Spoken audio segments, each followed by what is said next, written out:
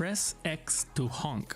It's a button prompt, and not that long ago games didn't really have them. They relied on a list of verbs showing you what you can do by clicking on them. However, since games moved to home consoles, developers found themselves having to communicate which verbs are associated with each button on your controller. And it would be ridiculous for one of the best games that we consider to be the game of the year to mess those up and show you the wrong button, or even one that doesn't even exist on your controller.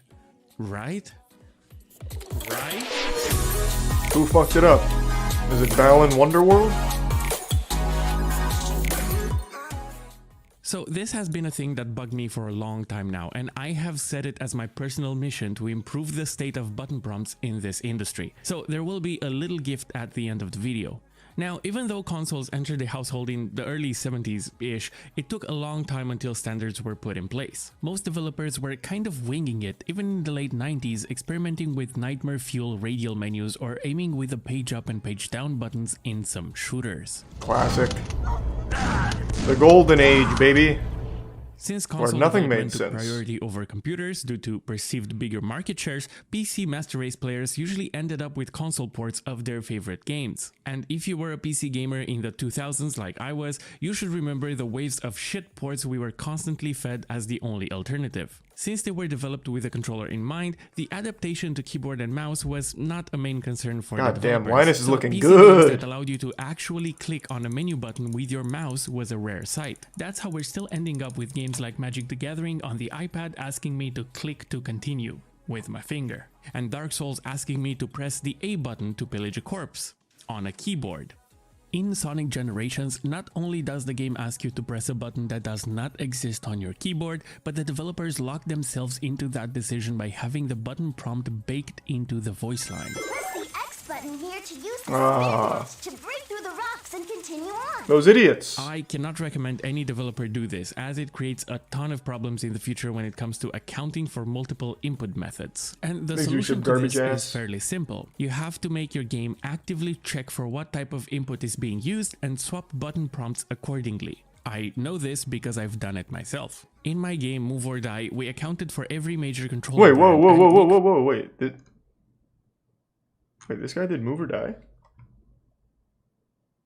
Wait, what? No fucking way.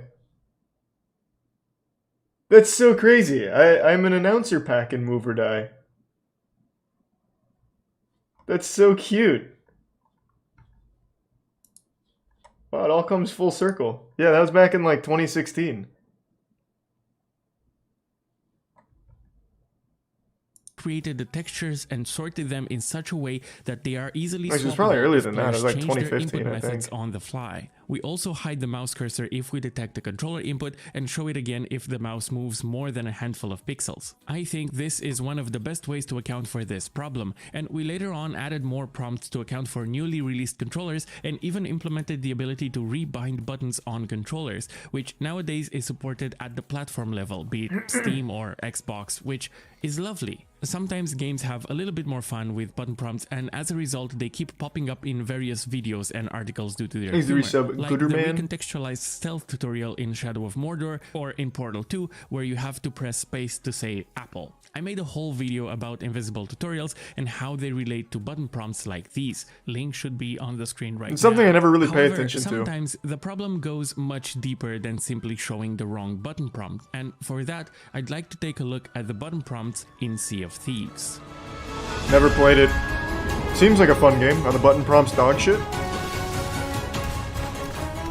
Developed by Rare, Sea of Thieves is an amazing adventure game. It has stunning water graphics, a gorgeous atmosphere and exciting gameplay, and a masterclass in diegetic mechanics. However, it is an absolute disaster when it comes to controls. Not only does it have inconsistent button prompts, but they are functionally different from one input method to another on the same platform. For example, I'm playing it on PC, and if I use a mouse and keyboard, as it is standard with any PC game, going back from using a cannon requires me to press the interact button, while going back from interacting with a barrel requires me to press a different dedicated back button. And for some reason, backing out of the armory uses the escape button. Those are 3 different buttons I have to memorize keys. That's in order interesting. to I wouldn't have simply even paid back attention out to of an that. action. While if I were to use a controller on the same PC game, all those actions are mapped onto a single convenient button. Just because an input method has more buttons than another doesn't mean that a single action should be spread across multiple buttons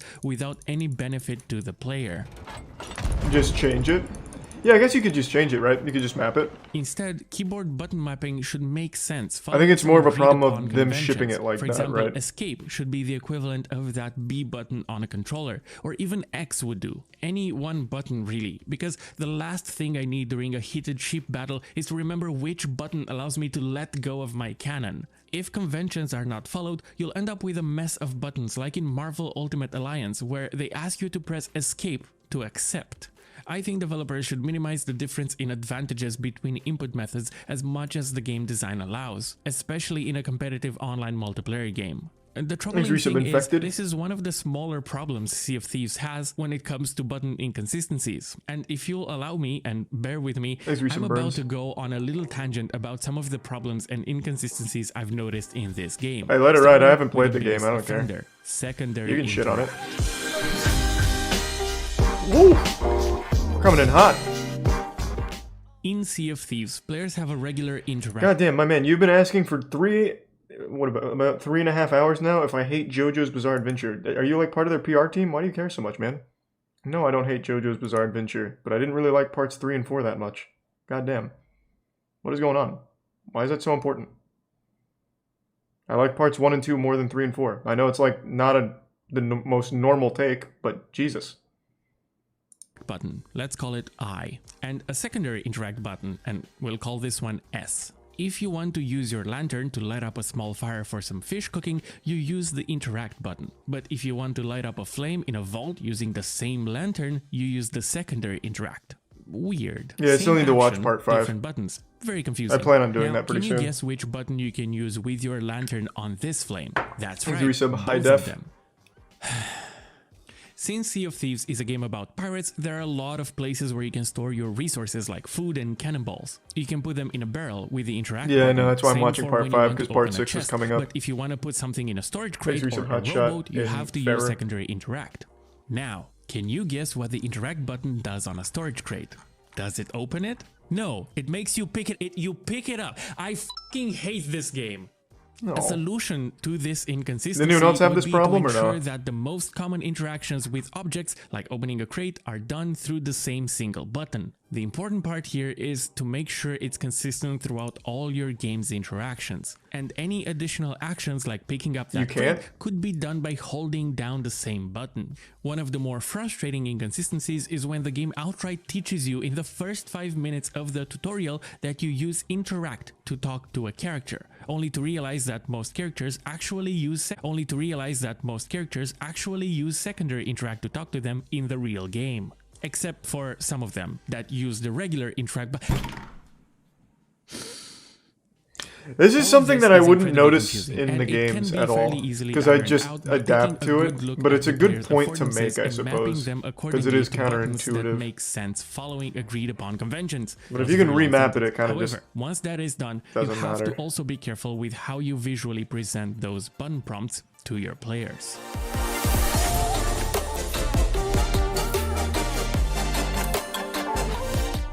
Now, it's important to have your button prompts be as clear as possible. Some developers try to create them in the same art style as the rest of their game, but sometimes it's to the detriment of the player's understanding. For example, when I first saw this prompt, I thought I had to press the right mouse button, because that's the one that stands out to me. I think it's probably not a good idea to use darker colors to highlight the button you want your players to press. Instead, I think this communicates the correct button in a clearer way. And then there is the consideration of showing a single button or all the buttons with the intended one highlighted. With this method, players don't have to memorize the symbols on each button you want them to press, since they only need to know where the highlighted button is in relationship to the other buttons on the controller. However, you might encounter some problems accounting for the controller orientation on platforms like the Switch. Oh, and if your game has too many things your players can do, instead of creating additional buttons to account for them, you could fix some of those problems with contextual buttons.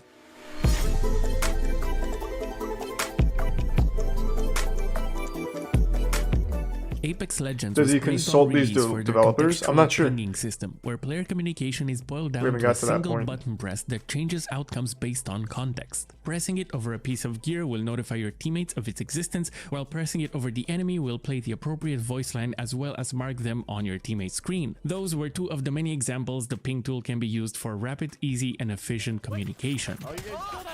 It's a good system.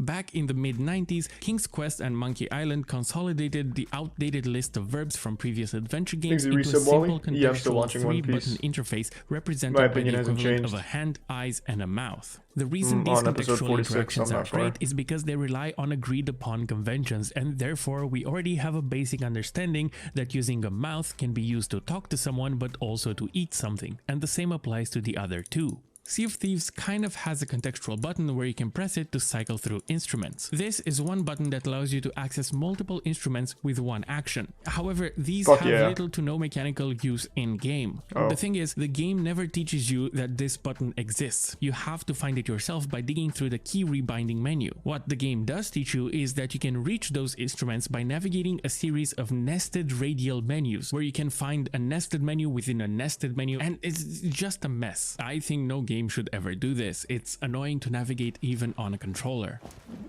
What, a radial menu?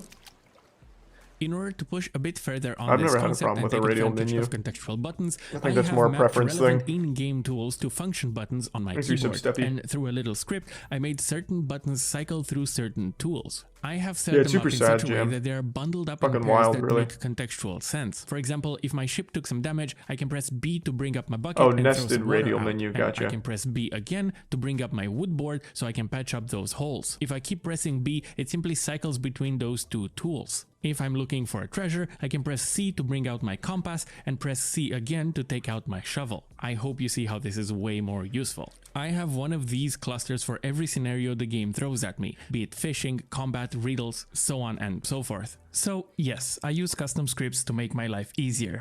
Now, is this cheating? Is it I'm bannable? sure you're gonna let me know in the comments below, and we can figure this out together when I'll inevitably make a video about anti-cheat. Until then, the conclusion is that this little modification to how buttons work in Sea of Thieves made my gameplay experience significantly better, and it was done with the type of button that is already supported natively in the game. However, the game does not allow you to natively create such clusters dropping of One tools Piece. other than the already provided One Piece is doing instruments what I mode, needed to and do, I which is really put me to wish sleep. it did. But enough about Sea of Thieves. We're And approaching when I the do end of the finish an video, episode, and it's I like, oh, promised okay, a that was little alright. gift, didn't I?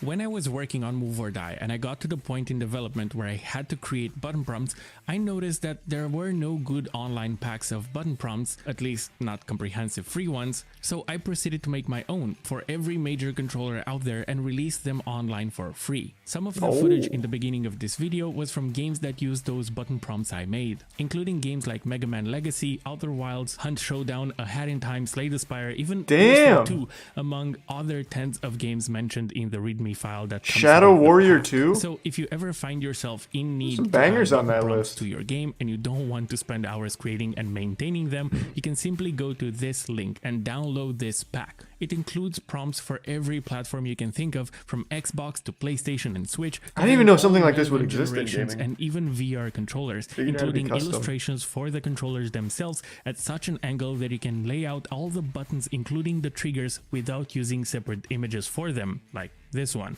I hate it when games do that. The keyboard prompts come in both light and dark variants, with a few. This is more like an options ad if to you'd like use other your own font developers. to make new ones. There are also vector sources including for all the prompts, and the entire pack is in the public domain under Creative Commons 0, which means that you can use them in both personal and commercial projects completely free, even without crediting me. I also tried to design these prompts in a visually neutral language that should fit most art styles, and I'm hoping that this way I can save you and other developers some headache. What a and nice time, guy. allowing you Goddamn. guys to focus on the more important parts of game development. Here is the link again, so you don't have to rewind the video. Completely free, with more details in the text file included. My little gift for you. So this was me rambling about button prompts for way too long, and if you end up using these prompts, make sure to put them to good use, because I'm hoping that if you do so, you'll be inspired to add some value of your own out there that other developers get to use sometime in the future. And if enough of us do that, we'll make this industry a little less shit. So yeah, good let's luck. do that. Let's start at Activision, maybe. I think if we could somehow salvage that, there'd be a chance. But I don't think button prompts are going to solve the root of those kind of problems. Not yet. But we'll get there. God damn it, we'll fucking get there. That was interesting. That's something I'd never really pay attention to.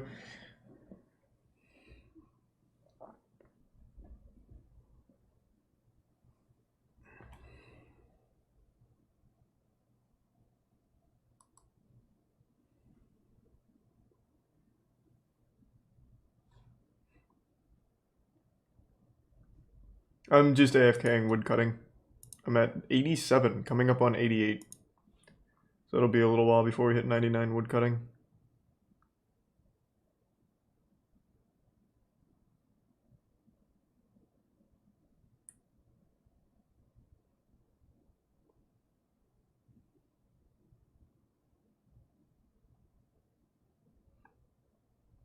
Yeah, I'm going to switch to redwoods at 90, obviously.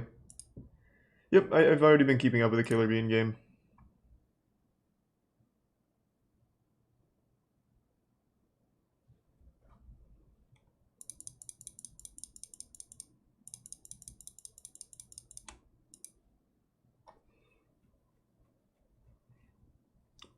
Sun Portal of the Parasite? Didn't we see that one? I'm pretty sure we watched that one. Because I love those goofy conspiracies, and I'm pretty sure we saw it. Does he still open cards and whatnot, Yu-Gi-Oh, etc.? Not really. I've finished my Yu-Gi-Oh collection.